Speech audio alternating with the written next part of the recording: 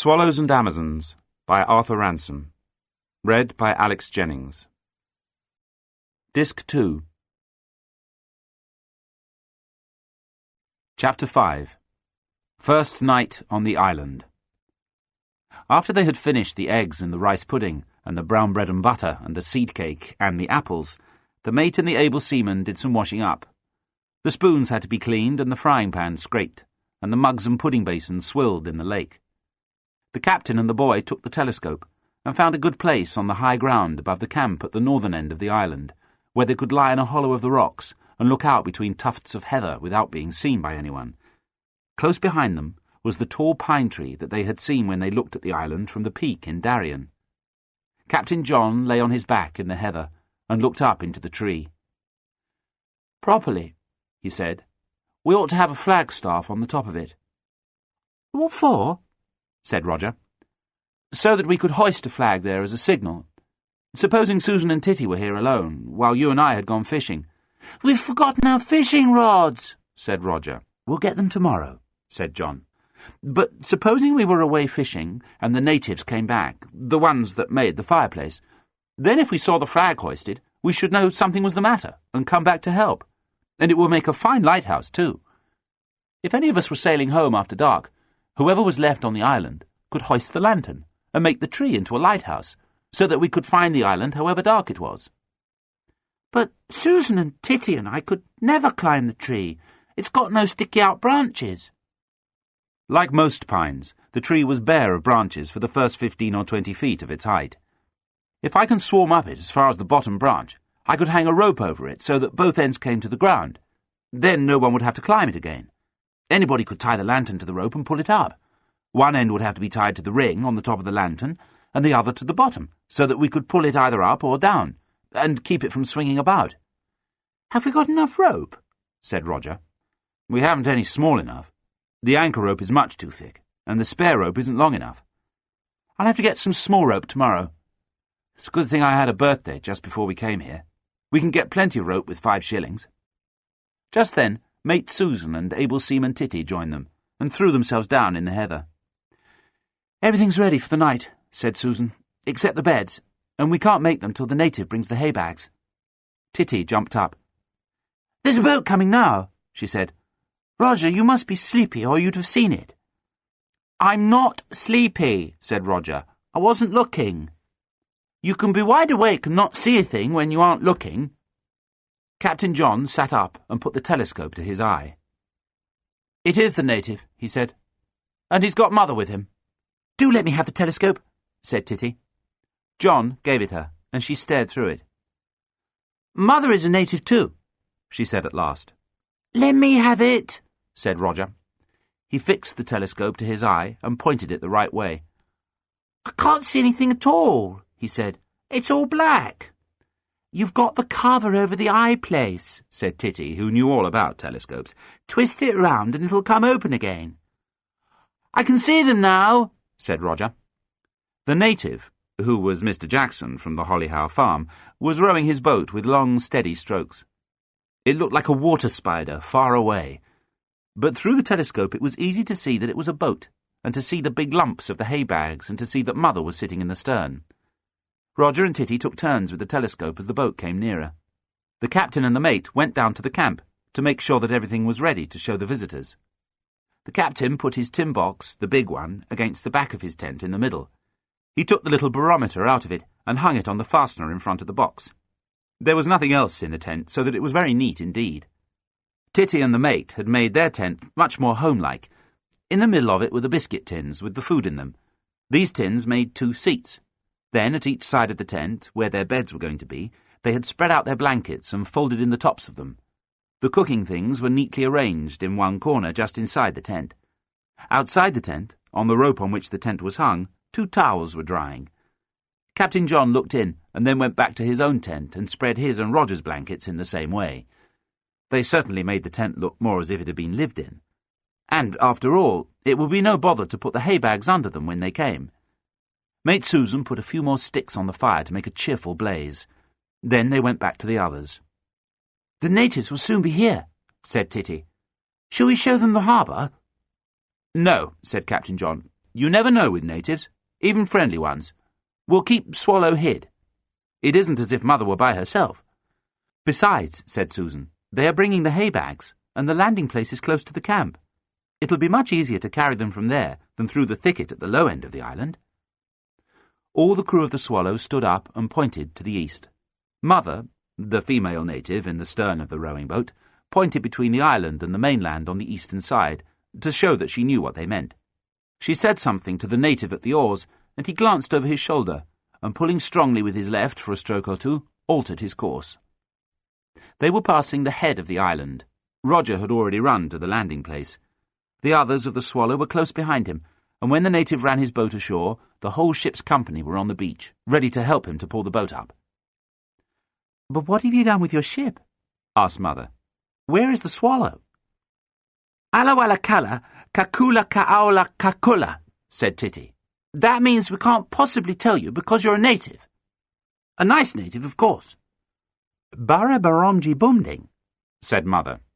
"That means that I don't care where she is so long as she's all right." "She's in a splendid place," said Captain John. "Shall I interpret for you?" said Titty gently. "As a matter of fact," said Mother, the female native, "I've picked up quite a lot of English, what with talking to you, but I'll walla kala walla instead, if you'd rather I did." "If you know English, there's no need," said John. "Glook," said the female native. "That means, all right. Now, I hope you are going to let the natives see your camp, so that we can help to carry up the hay bags." Mr. Jackson, the farmer from Holly Howe, had taken all 4 hay bags out of the boat. He was a very powerful, strong native, and he picked up 3 of the hay bags together and hove them up on his shoulders. John and Susan carried the 4th. Roger took the female native by the hand, and Titty showed the way to the tents. "Well, you have got a lovely camp," said the female native. "Isn't it?" said Susan. "Would you like to come inside this tent?" The female native stooped and went in. Mr. Jackson dumped down his hay bags. "Come on, Roger," said John. "Let's get our tent all ready before she comes in." John took hold of one end of a hay bag. Roger helped, and between them they pulled first one and then another hay bag into their tent. They put one on each side of the tent, punched them and shook them until they were fairly even, and covered them with their folded blankets. Then they lay down, each on his bed. Meanwhile, Susan and the female native were making up the beds in the other tent. Mr. Jackson had gone back to his boat. Presently the female native put her head into the captain's tent.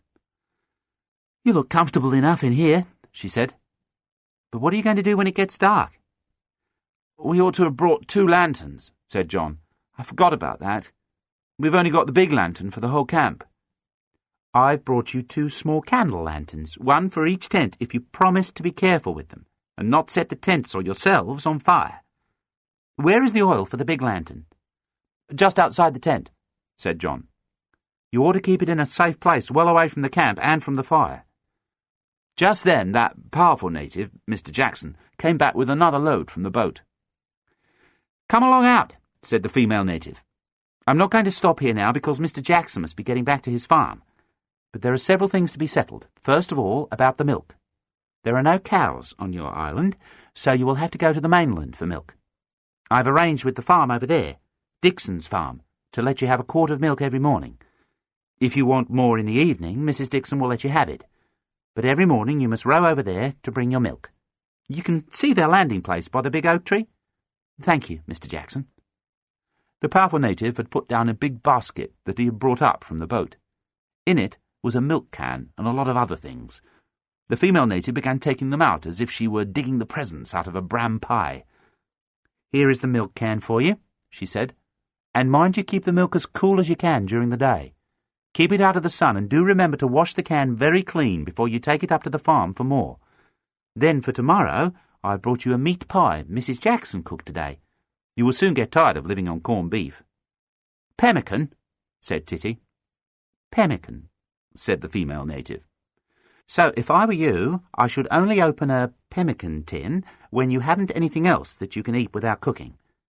By the way, Susan is the chief cook, isn't she?" "Yes," said Captain John.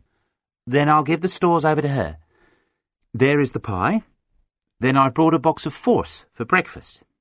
Susan is going to have a busy time without having to cook porridge in the mornings. I like cooking, said Mate Susan. If you want to go on liking it, said the female native, take my advice and make the others do the washing up. Mr. Jackson came up again from the boat, carrying a big sack. Mrs. Jackson has been good enough to let you have your pillows here, said the female native. You can sleep without them, I know, but a pillow makes such a lot of difference that I'm sure Christopher Columbus himself always took his own pillow with him. The pillows were taken out, and 2 were taken into each tent. Did you see the pirate with the parrot? Asked Titty when she came out after stowing her pillow. What pirate?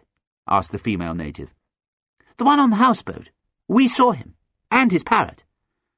Mr. Jackson laughed. So that's what you call him, he said. I dare say you're right. I saw the houseboat, said the female native. It's Mr. Turner, said the powerful native. He usually lives on the houseboat in summertime. This year he won't let anyone go near him. Last year those Blackett girls, nieces of his from the other side of the lake, were always with him. Not this year, though. Keeps himself to himself this summer, does Mr. Turner.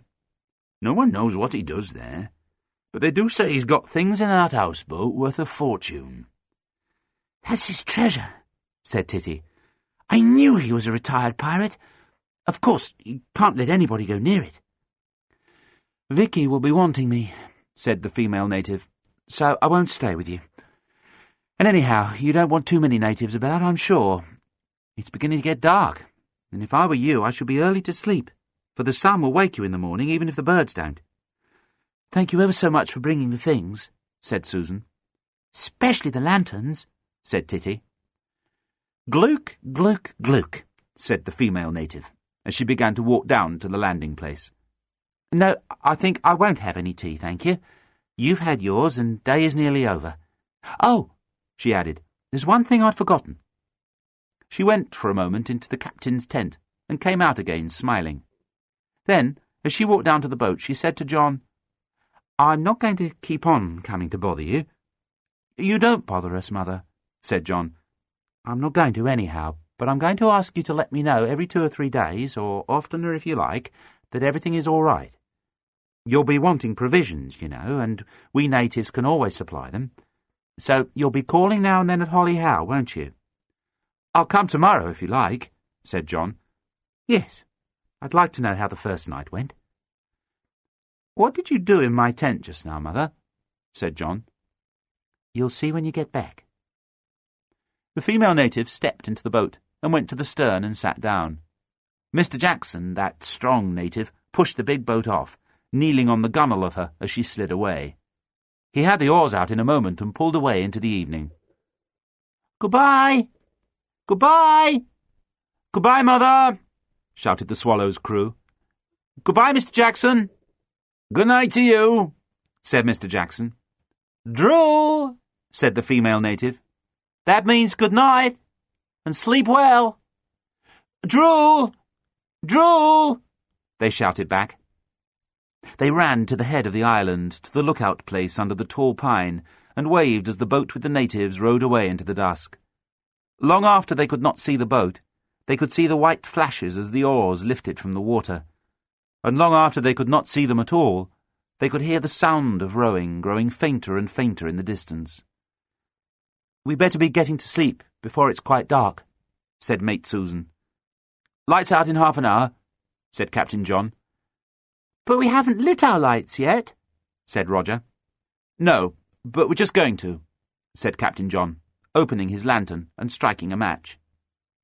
There was still some light outside, though not much under the trees, but in the tents it was quite dark.